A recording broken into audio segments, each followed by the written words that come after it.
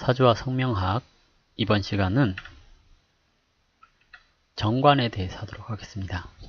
정관은 기본 의미로 직장, 직책, 활동, 공간, 그리고 이름, 지키는 것, 책임감, 관리자, 승진, 자격, 행정 업무, 공무원, 소속감, 명예, 그리고 공공장소, 자존심, 합리적인 행동, 명분론자, 그리고 취직, 합격, 충성 등을 상징을 합니다. 정관이라는 것은 발을 정자에 벼슬 관자를 썼기 때문에 발은 벼슬을 의미하는데요. 보통 이제 문관, 무관을 나눌 때 문관을 얘기를 합니다. 즉 행정요원을 얘기를 하기도 하고요.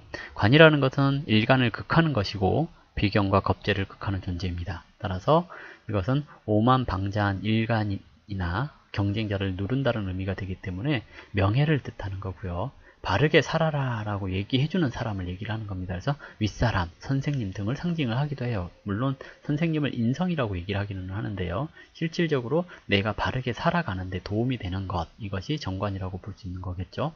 벼슬이라고 하는 것은 직책을 의미하기 때문에 관직, 직장, 자격, 승진 등을 상징을 하는 거고요. 여자들한테는 남편을 뜻하기도 합니다. 남들에게 내세울 수 있는 그 무언가를 얘기를 하는 것인데요. 보통 관이라고 하면 현대적인 의미에서는 공무원을 뜻하겠는데 그 중에서도 정관은 행정 업무를 의미하는 것이고요. 관은 다른 사람들한테 보이는 이미지를 뜻하기 때문에 공공장소를 얘기를 하기도 합니다. 그리고 자신의 역량을 발휘할 수 있는 활동 공간이라고 할 수 있기 때문에 재성이라는 자신의 재물을 지키는 역할을 하기도 하고요. 그리고 내 것을 지켜야 한다, 지키려고 한다, 이것 때문에 보수적인 성향을 나타내기도 합니다. 따라서 정관은 훼손되는 것을 가장 싫어하고요. 자격을 얻을 수 있는 조건이나 명예를 지킬 수 있는 실력을 갖추기를 원합니다. 흔히 말하는 관운이 있다라고 했을 때 관운이 정관이 좋은 작용을 하고 있느냐 또는 정관을 유리하게 하느냐, 이것을 얘기를 하는 게 관운이라고 하는 건데요. 좋은 작용을 할 때는 취직을 한다거나 또는 명예가 생긴다거나 하는 것을 얘기를 하기 때문에 승진을 얘기를 하기도 합니다. 그래서 관운이라고 하는 일반적인 얘기는 승진할 수 있느냐 또는 명예가 좋아지느냐 또는 남자운이 좋아지느냐, 이것을 얘기를 하는 것이고요. 평관이라고 하는 것은 직장을 뜻하기도 하고요. 동일하게 명예를 뜻하기도 합니다. 그리고 활동 공간을 얘기를 하고요. 평관은 일관을 극하는 것이기 때문에 참을성을 뜻합니다. 그리고 자존심이나 희생정신, 그리고 강압적인 통제, 카리스마, 그리고 앞에 나서는 대장, 그리고 갑작스러운 사건이나 갑작스러운 질병, 맹수, 피를 보는 일, 혹한이나 폭염, 위험물, 군인, 경찰, 살인도구, 간첩, 적군 등을 평관에 배속을 해놨습니다. 평관은 치우친 벼슬을 뜻하기 때문에요. 자신의 실력을 조금씩 쌓으면서 올라가는 벼슬이라기보다는 갑작스럽게 변화를 줄 수 있는 벼슬을 의미합니다. 따라서 공무원이라고 하더라도 특수직 공무원, 군인, 경찰과 같은 무관에 해당되고요. 그리고 평관은 일관을 극하는 것이기 때문에 사주에서 평관이 있으면 참을성이나 희생정신이 있다고 할 수 있습니다. 또한 평관은 무관의 강한 힘을 상징하기 때문에 카리스마를 의미하고요. 갑작스럽게 높은 곳에 올라가는 것을 말합니다. 이것은 이 평관이 그 식신 제살이 됐을 때 주로 갑작스럽게 높이 올라간다, 또는 살인 항생이 되었을 때도 마찬가지로 얘기를 하는데 이것은 전문 용어니까 나중에 생각을 하시면 될 것 같고요. 일관을 이어파는 존재이다 라고 했죠. 이건 이제 평관은 일관과 음양이 다르고, 음양이 같고 일관을 극하는 것을 얘기를 합니다. 그래서 즉 겁재를 극하기보다는 일관을 극하기 때문에 내가 희생을 해야 된다, 즉 나를 이어파는 존재다 라는 의미입니다. 따라서 맹수나 질병, 사고, 적군, 강도 등과 같은 표현을 하게 되는데요. 일관과 음양이 같기 때문에 사정을 봐주지 않는다라고 해서 이런 표현을 합니다. 따라서 각종 위험한 상징들을 평관이라고 보면 되는데요. 이러한 평관은 무조건 일관보다 약해야 한다고 할 수 있습니다. 왜? 나를 극하려고 오는 존재, 즉 질병이나 맹수가 나보다 약해야지 내가 더 강하게 힘을 발휘할 수 있지 않냐라는 겁니다. 그래서 가능하면 평관은 좀 약한 게 좋고요. 너무 지나치게 강하면 내가 감당할 수 없기 때문에 그 사자가 애완동물이라고 해도 사자는 사자거든요. 그래서 언제 내가 그 사자한테 먹힐지 몰라요. 아무리 길을 잘 들여놨다고 해도.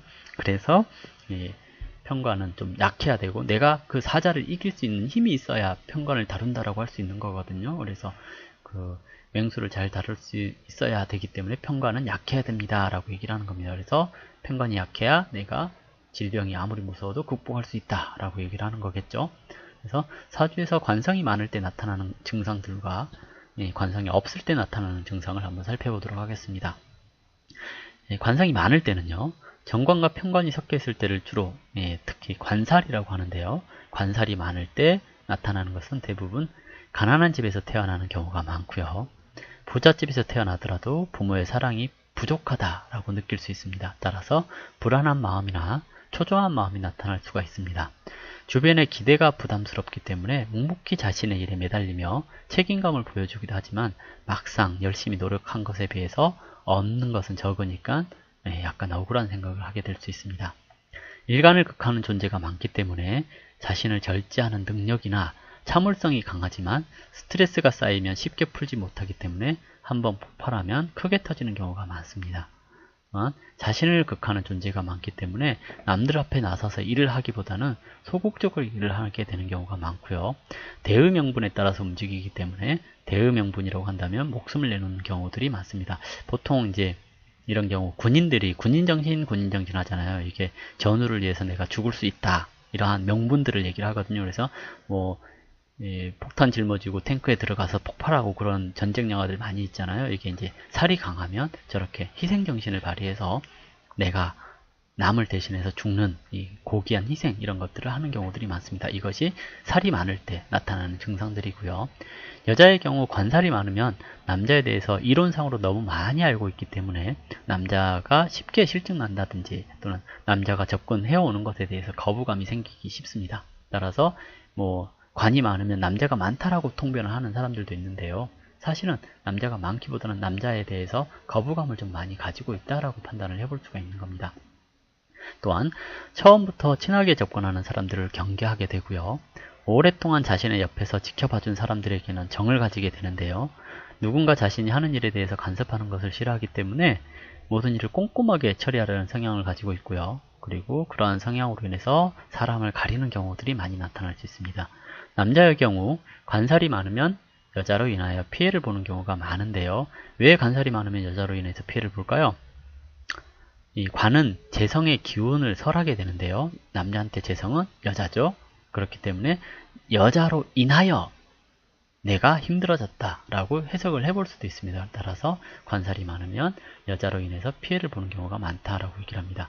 그 살이 많아서 강한데 운에서 또는 현실에서 돈이나 여자가 생겼을 경우 살이 더 강해지거든요.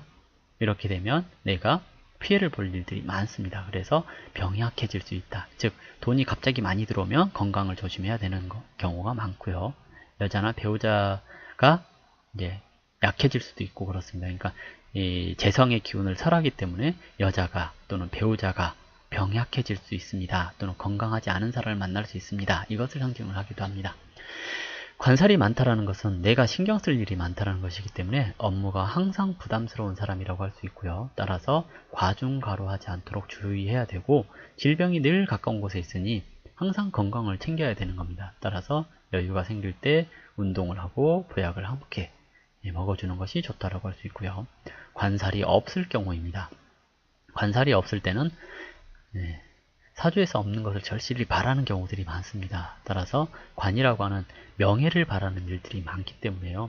실속 없는 명예에 집착하는 경우가 많습니다. 따라서 학교 다닐 때 꼭 반장을 하려고 한다거나 모임에서 총무자리라도 맡아보려고 한다거나 뭐 이런 것들처럼 감투 쓰는 걸 좋아하는 경우가 많다라고 할 수 있기 때문에 명함을 폼나게 만들어서 가지고 다닌다거나 장사를 하더라도 사장님 뭐 이런 명함을 꼭 가지려고 하는 경우들이 많다라는 거죠.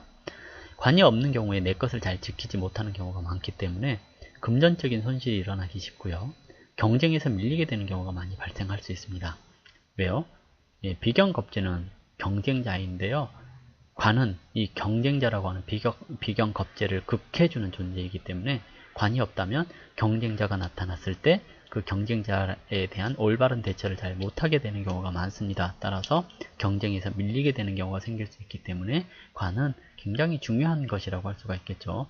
여자에게 관성이 없는 사주가 있다면 남자를 선택하는 데 있어서 특별한 이상형이 없다거나 어떤 사람을 좋아하는지 모르게 되니 금방 그냥 모든 사람들한테 잘해줄 수 있고, 그로 인해서 남자들로부터 오해를 받게 될 수 있습니다.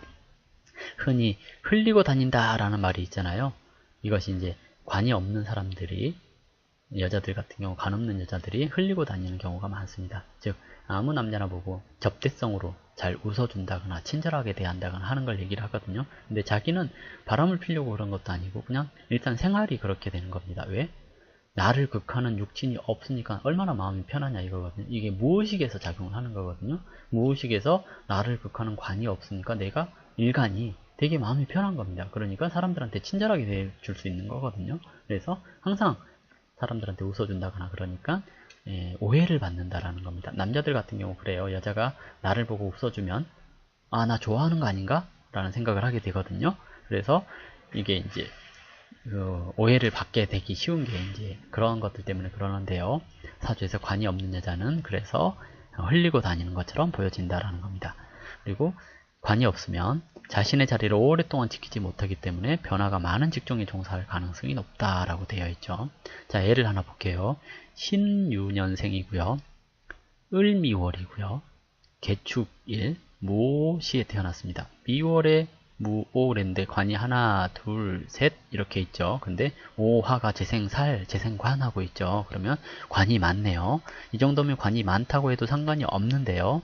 보통 천간으로 드러나지 않을 경우에 관살이 혼잡됐다라고 얘기하지는 않고요. 단순히 관이 왕합니다 정도로만 얘기를 하시면 됩니다. 자존심은 되게 강하고요. 직업은 사무직인데요. 관리직에 있습니다. 왜요? 정관이 드러나 있죠. 정관만 드러나 있고 을목식신이 이렇게 극을 하고 있으니까. 그래서 보통 관살이 혼잡되었다고 말하는 것은 정관이나 편관이 같이 천간에 투관되어 있을 때 관살이 혼잡됐다고 얘기를 하는데, 지지에만 있는 경우 혼잡이라고 하지 않고요. 단순히 관이 많기 때문에 업무가 부담스럽습니다 정도입니다. 따라서 이 구조가 단순 사무직이고 업무가 좀 부담스러운 일을 하고 있습니다 라고 얘기를 하는 거고요. 임술년생이고요. 무신월에 갑신일, 그리고 신미일에 태어났네요. 편관, 정관 이렇게 세 개가 있죠. 근데 재가 많으니까 관이 굉장히 강하다라고 볼 수가 있네요. 사주에 관살이 많은데 이러면 뭐라고요? 자존심이 강하고 참을성이 강한 사람이라고 할 수가 있겠죠. 여자인데요. 공학도입니다. 즉 편관이라고 하는 관살은 이 남자다움을 얘기를 하기도 하거든요. 그래서 편관은 틀에 박힌 일을 잘하기 때문에 그 중에서 기계나 제도, 건축 등에 관련되는 예리한 작업을 요구하는 일들을 잘합니다. 여자라고 해서 그래도 공학도가 되는 경우도 많고요. 약간 도도한 듯한 카리스마가 있는 사람이고요. 이 인상 자체가 한 가지 일을 오랫동안 몰두할 수 있는 연구원이 되고 싶다고 했습니다. 보세요. 이 재생관, 재생살, 재성이 아까 뭐라 그랬죠? 끈기, 지속성 그랬잖아요. 이 지속성이 되게 관이라고 하는 것을 계속 생을 하고 있는 구조잖아요. 이렇기 때문에 어느 한 가지에 몰두할 수 있는 연구원이 되고 싶어 합니다. 라고 하는 게 맞겠죠. 다음은 갑진년생이고요. 정묘월에 을축일주, 그리고 무인시에 태어났네요. 사주에 뭐가 없죠? 관이 없습니다. 회사를 다니다가 사업을 해보려고 하는데요. 즉 회사를 다니다가 관뒀다는 얘기겠죠. 관이 없어서 명예스러운 일을 해보려고 하는 생각입니다. 비겁도 강하기 때문에 묘월인데 인도 있고 갑도 있고 그렇죠. 그러면 비겁이 되게 강한 편이죠. 비겁도 강하니까 자존심도 강하고요. 관이 많은데도 자존심 강하다 그러고 비겁이 많은데도 자존심 강하다 그러죠.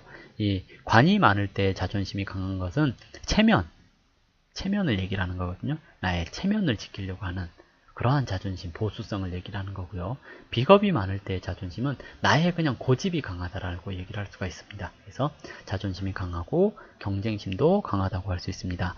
하지만 관이 없고 비겁이 강하기 때문에 내 것을 잘 지키지 못하고 돈이 벌면 나갈 수 있는 구조입니다. 따라서 직장에서는 경쟁에 밀려서 회사를 관둔 경우이고요.